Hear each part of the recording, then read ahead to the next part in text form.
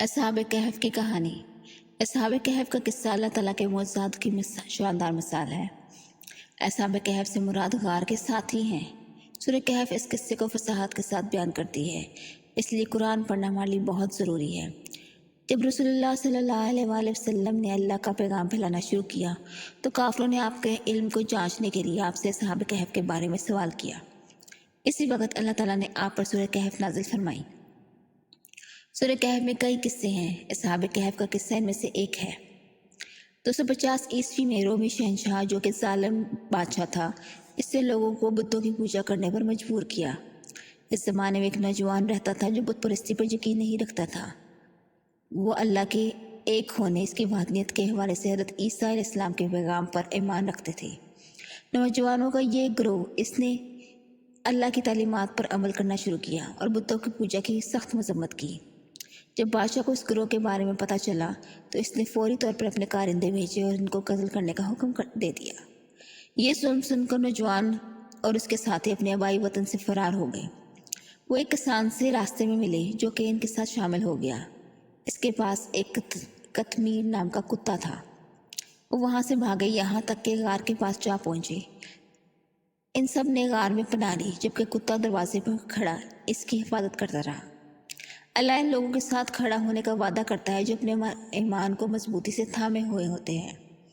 اللہ نے ان جوانوں کو اور کتے کو تقریباً 300 سال تک گہری نیند میں بھیج دیا۔ اللہ تعالیٰ قرآن مجید میں اصحاب کہف کے قصے کے بارے میں فرماتے ہیں، آپ نے سوچا ہوگا کہ وہ جاگ رہے ہیں، حالانکہ وہ سوئے ہوئے ہیں۔ ہم نے انہیں دائیں اور بائیں گھما دیا۔ ان کے کتے نے داخلی دروازے پر اپنی اگلی ٹانگیں پھیلا رکھی تھیں۔ اگر تم ان کو دیکھ لیتے تو تم ان سے خوفزدہ ہو کر بھاگ جاتے۔ جب وہ بیدار ہوئے نیند سے تو انہیں لگا کہ وہ چند گھنٹے ہی سوئے ہیں۔ انہوں نے ایک دوسرے کو سلام کیا، صلات ادا کی اور غار کے اندر ظالم حکمران سے ڈر کر انتظار کرنے لگے کہ اب کیا کریں۔ کچھ دیر گزرنے کے بعد انہیں بھوک لگنے لگی۔ یملیخا نامی ایک شخص کو کھانے کے لیے انہوں نے بازار بھیجا۔ جب وہ غار سے نکلا تو اسے احساس ہوا کہ پوری جگہ یکسر بدل گئی ہے۔ لوگ، شہر اور ارد گرد کی ہر چیز مختلف نظر آ رہی ہے۔ اس نے چاروں طرف اسلام کے آثار دیکھے۔ لوگ زیادہ پرامن اور مطمئن نظر آ رہے تھے۔